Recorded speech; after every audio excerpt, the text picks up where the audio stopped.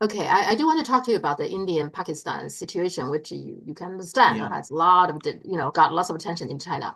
Now, it Mm, started with a terror attack in Kashmir, which I mean, maybe mm, it's wrong for me to say so, but that's not really surprising. Kashmir is a very an area with lots of these kind of things happening.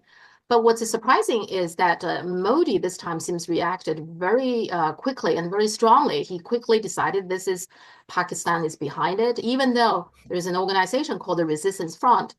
They already claimed the responsibility, but and the Resistance Front, my understanding is yeah. regarded as a terrorist organization in Pakistan. But Modi decided it is Pakistan behind it and reacted very quickly. Why is that? Well, I think it is first of all, I should say, I think it's a catastrophic overreaction to what was admittedly an extreme act of provocation by whoever it was who did this. I mean, terrorist acts are terrible things, but I think he has acted very, very recklessly and very unwisely. And of course, he's now threatening to cut Pakistan off from the waters of the Indus River, which are absolutely indispensable to Pakistan's agriculture.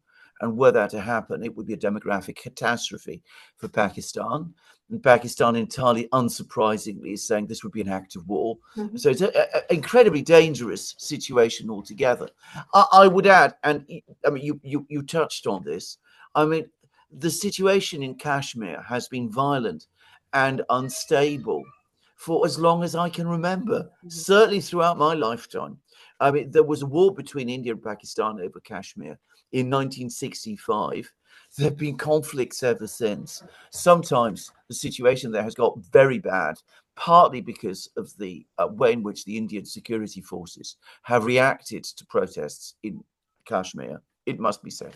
Mhm. I'm not suggesting that the other side, the resistance forces, have always acted wisely or properly or correctly either, by the way. But the point is, I mean, this isn't new. And, Modi is reacting in this extreme way. Why is he doing this? Well, I think there are a number of reasons. Firstly, I don't think he likes Pakistan at all. I mean, I think he is a Hindu nationalist. Mhm.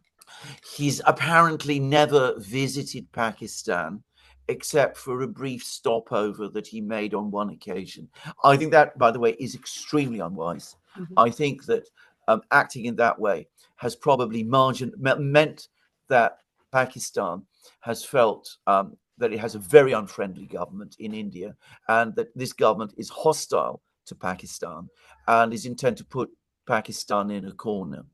I think also Modi has internal domestic problems, as I understand them. I mean, the Indian economy has also been affected by the inflationary surge that we saw over the last few years.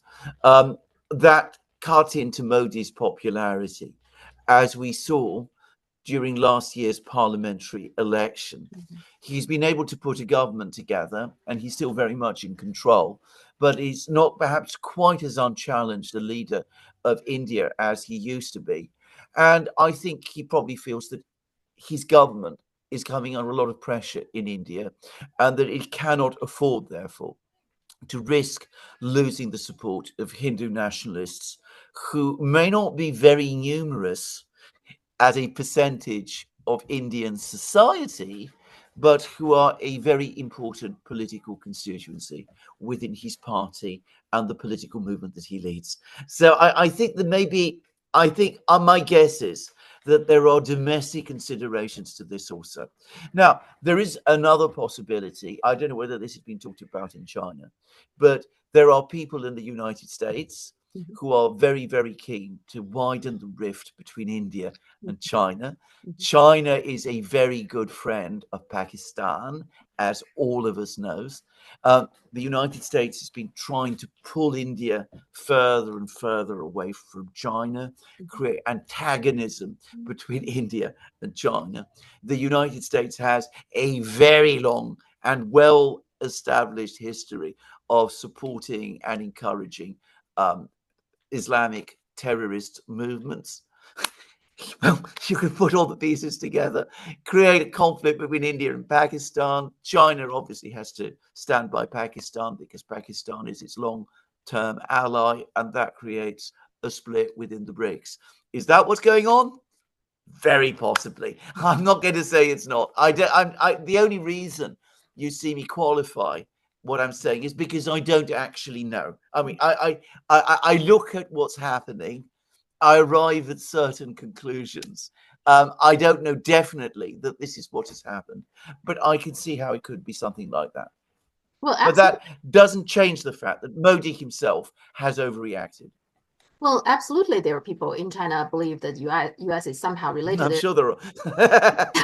Well, JD Vance, this happened during the time JD Vance was visiting India. So, uh, Exactly, yeah, so exactly. lots of people see that as an evidence, and they're saying, you see, when he's there, Mm, then this happened. How can that be a coincidence? So, mm, and considering this tariffs war, trade war still ongoing, yeah. and but what I don't understand is that Modi clearly wanted to, when they were talking with JD Vance, they seems like want to move a lot of the supply chains to India.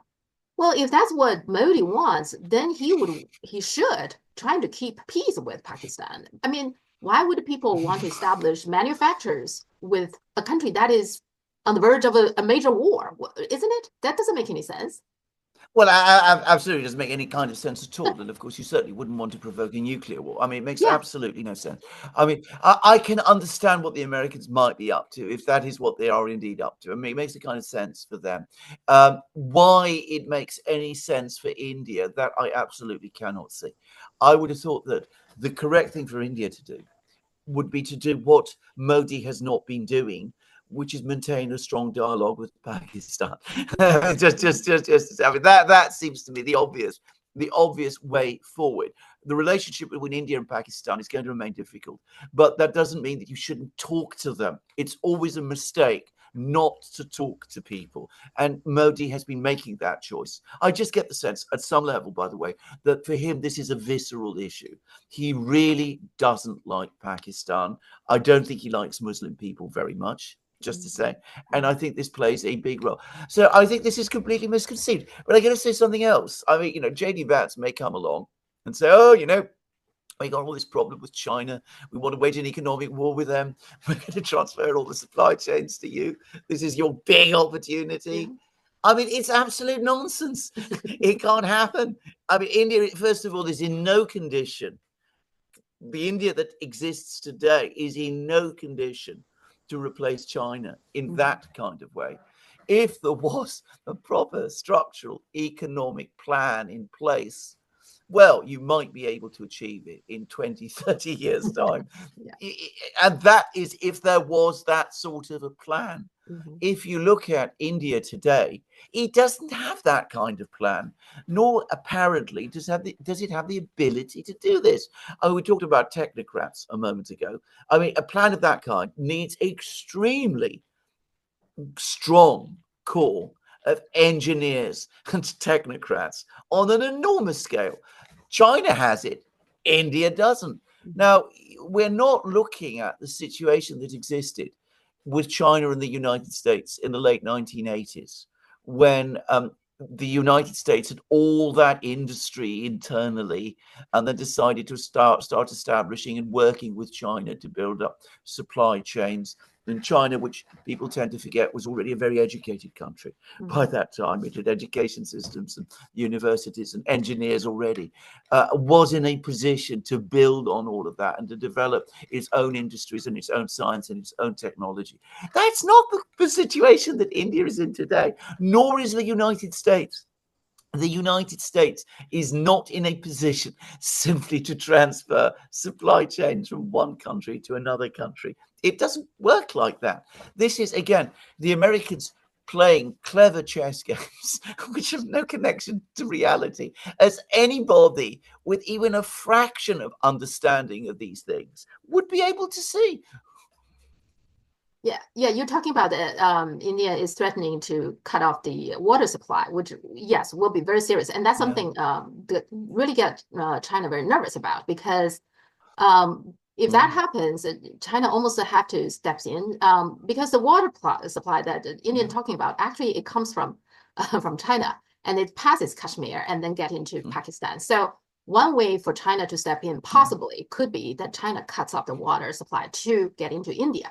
So now it's going to Yeah. be escalating. Now, certainly we're not there yet, of course, but there has been talking about that. That is No. one way that China can get involved, which I'm sure the Chinese government will be mostly reluctant to do so. But if they did cut off water supply to Pakistan, which will be a very serious situation. Well, my Yeah. question is, now, Pakistan and India had problems in the past. They even had a war. But even during those times, India never violated this water treaty that they signed in No. 1960s, right? And yet now that Modi very quickly is talking about this, why is that? Because it seems to me like they, up until now, they have been taking this water treaty very seriously. But then he seems just very lightly just saying, we're Yeah. going to cut your water, supply. What is going on here? It seems very aggressive from Modi's side. What happened to him? It's incredibly aggressive. It is utterly reckless. It's creating enormous tension and fear and worry in Pakistan and is leading Pakistan to threaten to use nuclear weapons because Mhm. they say it would be an act of war. But what makes it this completely reckless to the point of absurdity, is that I have been told by certain Indian colleagues that India cannot do this. It doesn't, in fact, have the means to divert the water in the way that Modi is threatening to do. China probably does, Mhm. but India doesn't. It doesn't have the expertise, the ability to transfer, to move water from one place to another. It doesn't have the dams, the engineers, all of that kind of thing. Again, to achieve something like that would be a project that would take decades. So why make a threat which is incredibly empty, which is at once empty and incredibly reckless, that's going to frighten and unnerve Pakistan and worry China? I mean, it's just, again, what one gets the sense of a prime minister who is not losing, who is losing control of this whole situation.